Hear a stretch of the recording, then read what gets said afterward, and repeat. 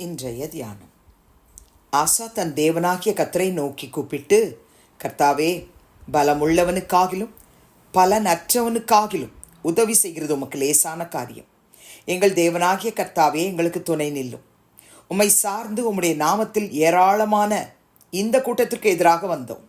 கர்த்தாவே, நீர் எங்கள் தேவன், மனுஷன் உம்மை மேற்கொள்ள விடாதேயும் என்றான். கர்த்தாவே, நீர் எங்கள் தேவன், மனுஷன் உம்மை மேற்கொள்ள விடாதேயும் என்றான். 2 நாளாகமம் 14:11.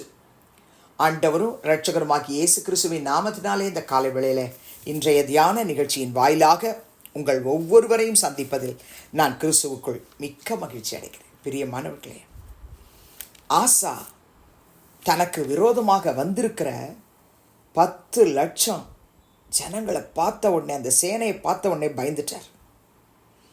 ஆண்டவரே, எங்கள் கூட 5 லட்சம் தான் இருக்கிறாங்க, ஆனால் எங்களுக்கு விரோதமாக வந்திருக்கிறவங்க 10 லட்சம் பேர். நாங்கள் என்ன செய்வோம், என்ன செய்யறதுன்னு தெரில. உடனே தன் தேவனாகிய கர்த்தரை நோக்கி கூப்பிட்டான் என்று முதல்ல வாசிக்கிறோம். என்ன சொல்லி கூப்பிடுறான்? கர்த்தாவே, பலம் உள்ளவனுக்காகிலும் பலன் அற்றவனுக்காகிலும் உதவி செய்கிறது உங்களுக்கு லேசான காரியம். பலமுள்ளவனாக இருந்தால், நான் முழுக்க பலனற்று இருக்கிறேன்னு சொன்னாலும் நமக்கு உதவி செய்கிறது கர்த்தருக்கு லேசான காரியம். அதை தான் அவன் கர்த்தரை நோக்கி பார்த்து ஜெபம் பண்ணுறான். அடுத்து ஒரு வார்த்தை சொல்கிறான், எங்கள் தேவனாகிய கர்த்தாவே, எங்களுக்கு துணை நில்லும். முதல்ல கூப்பிடுறான் கர்த்தரை பார்த்து, அடுத்தது எங்களுக்கு உதவி செய்யுங்கன்னு கேட்குறான், அடுத்தது எங்களுக்கு துணை நில்லும்னு கேட்குறான், அடுத்து உம்மை சார்ந்து உம்முடைய நாமத்தில் ஏராளமான இந்த கூட்டத்துக்கு எதிராக நாங்கள் வந்திருக்கோம். உங்களை சார்ந்து. கர்த்தருடைய பிள்ளைகளே, நாம் யாரை சார்ந்து நமக்கு விரோதமாய் எழும்புகிற சத்துருக்களை முறியடிக்க நிற்கிறோம்? மனுஷனையா? எந்த பலத்தை நம்பி நம்ம நிற்கிறோம்? நம்மளே நம்ம செக் பண்ணி பார்ப்போம். இந்த ஆசா எதன் மேலேயே நம்பிக்கை வைக்கல. உங்களை சார்ந்து நிற்கிறேன், எங்களுக்கு துணை நெல்லுங்க, எங்களுக்கு உதவி செய்யுங்க, உங்களை சார்ந்து உங்கள் நாமத்தில் ஏராளமான இந்த கூட்டத்திற்கு எதிராக நாங்கள் வந்திருக்கோம் அப்படின்னு சொல்லிட்டு கடைசி பாகம் அதைத்தான் இன்றைக்கு கர்த்தர் எனக்கு அழுத்தி அதை தியானிக்க வைத்தார். கர்த்தாவே, நீர் எங்கள் தேவன். அந்த 10 லட்சமாக இருக்கட்டும், 10 கோடியாக இருக்கட்டும், அவங்களுக்கெல்லாம் நீங்கள் தேவன் கிடையாது. ஆனால் எங்களுக்கு நீங்கள் தேவன், எங்கள் தேவன், நீர்தான் எங்கள் தேவன் அப்படின்னு சொல்லிட்டு, மனுஷன் உம்மை மேற்கொள்ள விடாதேயும். என்ன போல்டு ப்ரேயர் பாருங்க பிரியமானவர்களே. ஆசாவுக்கு விரோதமாக தான் சத்துரு வரான், ஆனால் ஆசா யாரை சொல்கிறான்? நீங்கள் எங்களுடைய தேவன். மனுஷன் வரானே, அவன் உம்மை மேற்கொள்ள விடாதேயும். அப்படின்னா என்ன சொல்ல வராரு? உங்களுக்கு விரோதமாக அவன் சண்டை போட வரான், உங்களை அவன் மேற்கொள்ள விட்டுறாதீங்க.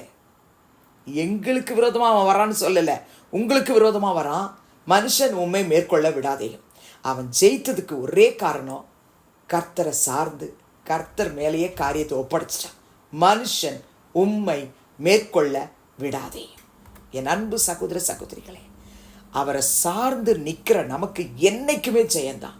அவரை சார்ந்து அவர் கையில் டோட்டலாக 100% கமிட் பண்ணிட்டோன்னு சொன்னால் அவர் பார்த்துக்கொள்வார், அவர் பார்த்துக்கொள்வார். ஆசாவின் தேவன் நம்மோடு கூட இருக்கிறார். நீங்கள் அந்த 15ஆம் அதிகாரத்தில் பார்த்தீங்கன்னு சொன்னால், எதிராக வந்த எல்லாரையும் தேவனாகிய கர்த்தர் முற்றிலுமாக முறியடித்து அவங்களுக்கு பயங்கர சந்தோஷத்தை கட்டளையிட்டார். அந்த 15ஆம் அதிகாரம் 2 நாளாகவும் 19ஆம் வசனத்தில், ஆசா அரசாண்ட 35ஆம் வருஷம் மட்டும் யுத்தம் இல்லாதிருந்தது. 14ஆம் அதிகாரத்தில் யுத்தம் பண்ண வர்றாங்க. 15ஆம் அதிகாரத்தில் அவன் கர்த்தரை சார்ந்து நின்றதுனால, கர்த்தரை தேடினதுனால, கர்த்தருடைய நாமத்தையே உச்சரித்ததுனால, கர்த்தருடைய நாமத்தின் மேல் அவர்கள் முழு விசுவாசத்தோடு வந்து ஒன்றா கூடி எருசலேமில் கர்த்தருக்கு பலி செலுத்தி அவரை தேடி அவருடைய சமூகத்தில் அவங்க ஆணையிட்டு சந்தோஷப்பட ஆரம்பித்தாங்க.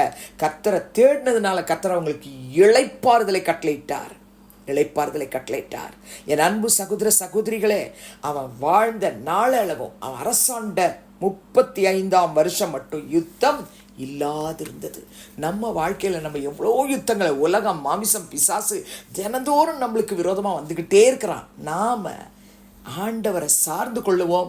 அவர் தான் நம்முடைய தேவன்னு சொல்லுவோம். சங்கீதம் 20:7 தாவீது சொல்றாரு, சிலர் ரதங்களை குறித்து, சிலர் குதிரைகளை குறித்து மேன்மை பாராட்டுறாங்க, நாங்களோ எங்கள் தேவனாகிய கர்த்தருடைய நாமத்தை குறித்து மேன்மை பாராட்டுவோம்.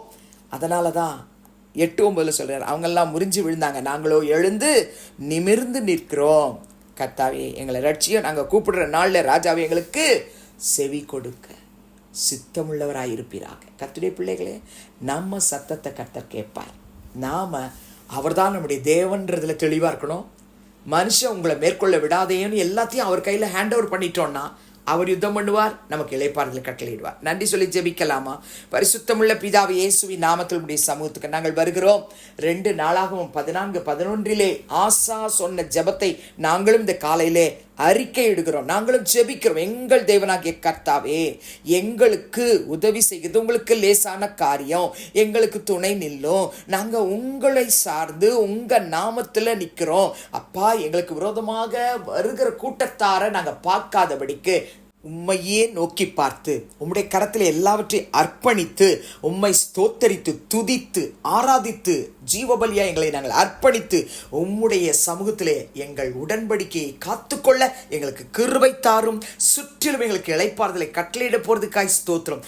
யுத்தங்களை மேற்கொள்ளும் கர்த்தருடைய ஆவியானவர் எங்களுக்கு இந்த கிருபையை கொடுத்து விட்டதுக்காக ஸ்தோத்திரம். துதிகன மகிமையை உமக்கு செலுத்துகிறோம். இயேசுவின் நாமத்தில் வேண்டிக் கொள்கிறோம் பிதாவே, ஆமென். கிறிஸ்துவுக்குள் பிரியமானவர்களே, இந்த நாளிலே கர்த்தர் தாமே உங்களோடு கூட இருப்பாராக, உங்களை ஆசீர்வதிப்பாராக, உங்களை நடத்துவாராக. ஆமென்.